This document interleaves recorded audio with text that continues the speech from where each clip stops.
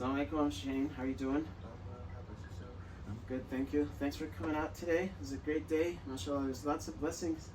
In an hour and a half or less than 2 hours, we knocked out a lot of shrubs and did some good volunteer activity. So maybe we introduce ourselves for the sake of whoever's seeing us and watching us. If you want to share your background, who you are, what you're doing here. My name is Shane Ford. I am a youth project manager here at Alia. I run food drives and create programs for the youth to help them get out in the community. All right, thanks, Shane. Shane, you've been with us for about a year and a half now. You joined through Empower Year, right? The Summer Career Empowerment Program here in Baltimore. Tell us what was exciting for you. Why did you join that program, and why are you still sticking around with us after a year and a half? What was exciting for me is just the opportunity to go to a new space, join a new community, and try to give my expertise, learn new things, relearn leadership, different things about creating projects, taking a project on your own and renovating it and making it better. And it was just, I stick around because I like to help my community and just help out, do civil service any way that I can, because it's good to get back to your community. All right, that's awesome. I remember with Empower Year, you guys chose different projects. There's about 20 some people, and I think we ended up with 14, 16 projects. Why did you choose the food security project? I did the food security project because in other jobs that I mostly did food drive, food insecurity, stuff with poverty, and it's also that's one of the main things that the community is going through, poverty and struggle to get food and access to resources. And with that, we do food drives, but we also give out information to make them less impoverished or just known to other abilities to help. Okay, so you mentioned poverty. Let's talk about that a little bit. What does poverty mean first? And I think sometimes some people don't fully recognize what that looks like. Can you share a little bit what it means and how does it look like in Baltimore City?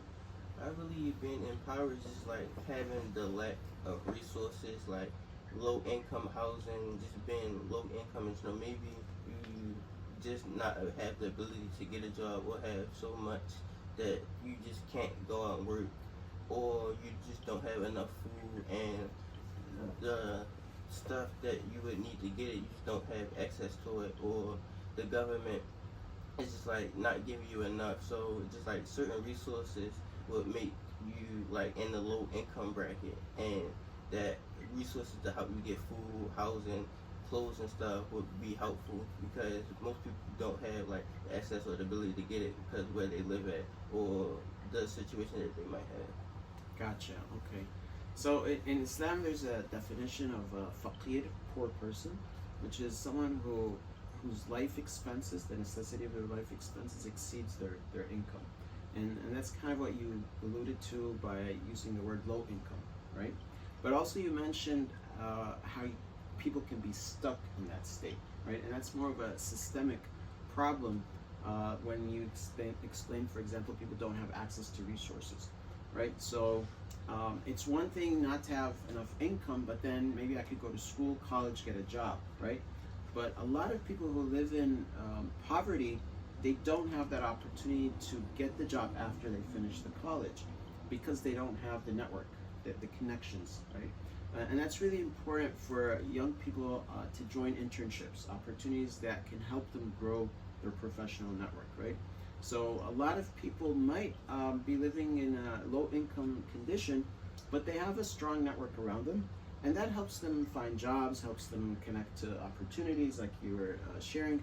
But if you don't have that network, you could still be stuck in that situation because it's a systemic issue. And if you don't have someone who can help you connect to a different ecosystem, it could become very challenging, right? And a lot of people go to college in this country and even across the world, but they don't work in careers where they studied, or spent the 4 years of college because of that issue, the access. We call it an access issue, access to opportunities, right? In the city, it could be access to transportation. So for example, when you look at some industries, for example, technology, right?